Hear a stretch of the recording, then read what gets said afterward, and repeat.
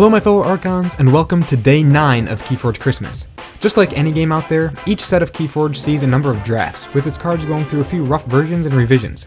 A number of these rough drafts, particularly belonging to Winds of Exchange, have been picked up on by the public eye, and that's what we'll be covering today, mainly the old drafts of WoW cards with a few others thrown in the mix. And I know I'm not going to hit every change that was made, so if I miss any, let me know.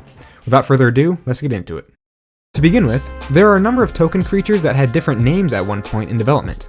The infamous Prospector was originally going to be named Scout, but it was changed since there was already rare untamed action for mass mutation with that name. And so, it was changed to the Prospector we all know and love/hate today.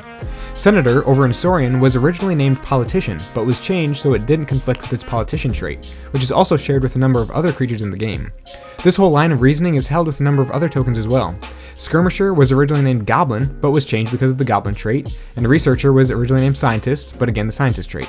And lastly, Trader was going to be named Merchant, but the Merchant trait prevented that. Many Mars creatures with the Rebel trait had that trait changed to Ironix. So Ironix Rebel was at first Martian Rebel, but is now Martian Ironix. The Rebel token itself was the same way, as was Borker Rick and Yixel the Iron Captain. Another token creature change was with Blorb, whose previous iteration was not elusive, making him even easier to remove from the board than he already is. I think making him elusive was a good change. Disciple's initial version was also way different than it is now, originally not being usable if it had a non-monk neighbor, the drawback for being one of the bigger tokens at 3 power 2 armor. Apparently, it was a rather difficult and unfun balance to maintain, and so it was changed to its current version, where it can still reach 3 power 2 armor, but doesn't start out that way. At least now they're usable no matter where they are in the battle line. Cadet also underwent some major shifts in design. At first, he had the capability to ward, but that was changed in favor of readying neighboring creatures.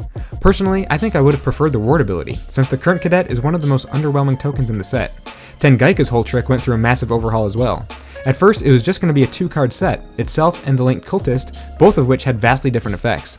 After deciding in this form that Tengaika was too difficult and finicky to get on board, they changed it to the effects we see today, while tossing in a 3rd card, an artifact, to make it even easier. Mark II Generator originally didn't enter play ready, and was changed to enter play ready for the sake of making the game slightly faster and tokens more prominent. Cursed Relic was different as well. At first, it was outright never allowed to be discarded from your hand. Now it can be discarded from your hand through card abilities, such as Old Tinker or Trade Secrets, but at first that wasn't an option. If it showed up in your hand, it was practically a permanent chain. It could still be archived or purged though, just like the current version, which I think is a better and more balanced iteration, but it started out as a truly vicious drawback for 6 enhanced Ember Pips. Corner of the Market is a card that used to operate differently as well. It originally read, play. During your opponent's next turn, they cannot play cards, and each time they discard a card from their hand, they make a token creature. Nowadays, when you discard a card as a result of Corner of the Market, it gets archived from your discard pile.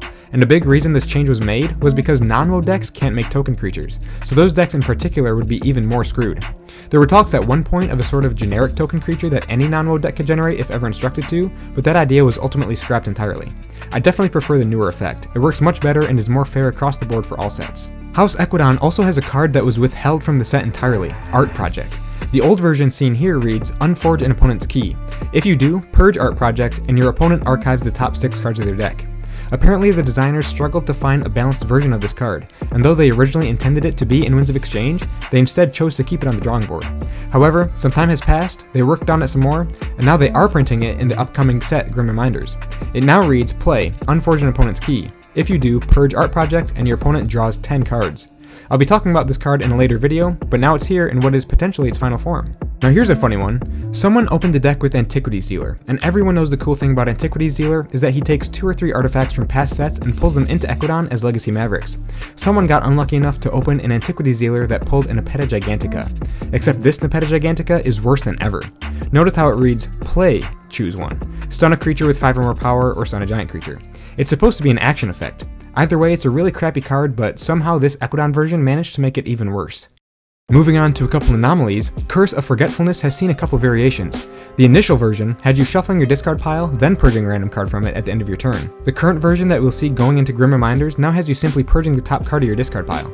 Perhaps it was changed to minimize the amount of shuffling that would be required, or maybe something deeper and more balance related, but I thought that was interesting. And of course there's Ectocharge, the one that everyone's been talking about recently. At first it had a minimum of 6 requirement, meaning no matter how many cards were in your discard pile, you still had to pay 6 Ember to forge the key. However, heading into Grim Reminders, this requirement is being done away with, and the true Geistoid version can potentially allow you to forge for free quite easily, and with the supplemental cards in Geistoid, quite consistently. It's a change that sparked quite a bit of controversy. And to round off the video, I just wanted to quickly mention a few more well-known changes from way back in the early Coda days. Most people know these by now, but for you newer players out there, you might find these interesting. Before library access was eroded, you didn't have to purge it after playing it. This led to all sorts of ridiculous game-breaking combos such as lands involving Nepenthe Seed and Lart involving reverse time that allow you to draw tons of cards and rule of 6 every card in your deck. It got to the point where it required an errata. Another errata was on bait and switch. These days, the most you can steal with it is 2, but its original version functioned just like closer negotiation, but without any upside for the opponent. It was just steal Ember until you're even with each other. Players were able to exploit this like crazy, and it once again reached the point where the designers felt the need to errata it. And lastly, the classic Brobnar action Anger didn't used to have an Ember pip.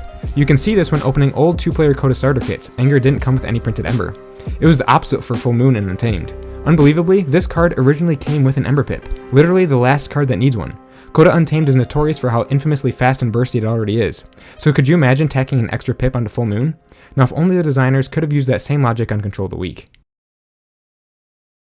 And there we have it, a whole bunch of old versions and rough drafts of the KeyForge cards we know and love today.